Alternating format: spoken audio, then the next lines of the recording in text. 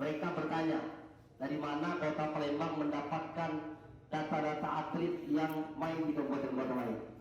Karena dunia ini sudah maju, sudah menuju 5.0, daftarnya kan melalui online. Ya.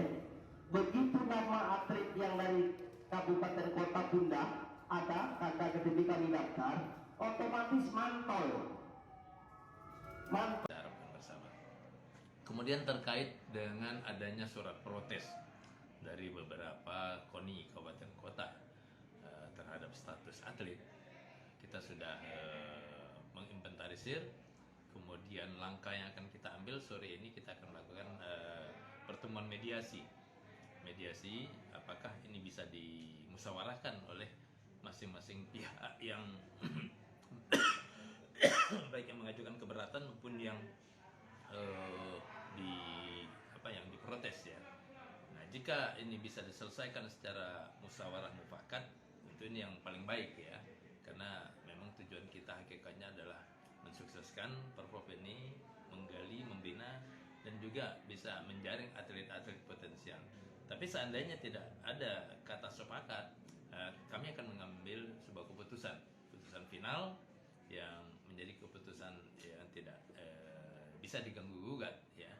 Apakah atlet tersebut masih kita berikan kesempatan untuk bertanding, kita izinkan, ataukah atlet tersebut akan kita coret dari kontingen.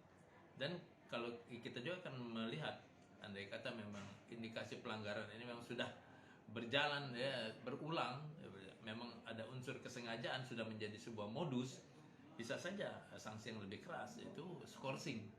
Paling tidak dalam satu periode Porprov ke depan tidak diperkenankan lagi untuk ikut bertanding di Porprov itu. Pak, bisa dijelaskan Pak pelaksanaan dari Porprov ini kapan Pak?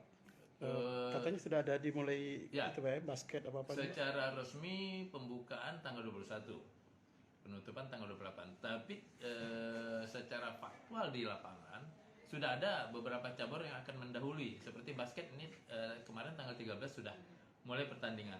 Kemudian nanti ada futsal, ada bola tangan yang akan lebih awal bertanding sebelum hari pembukaan. Seluruhnya 38 Pak ya cabur? 38 cabur. Oke, terima kasih Pak Suparmanoman. Terima kasih kembali. Hai pemirsa Sri Popo TV, jangan lupa komen, like, dan subscribe, serta tonton terus berita-berita terupdate lainnya ya.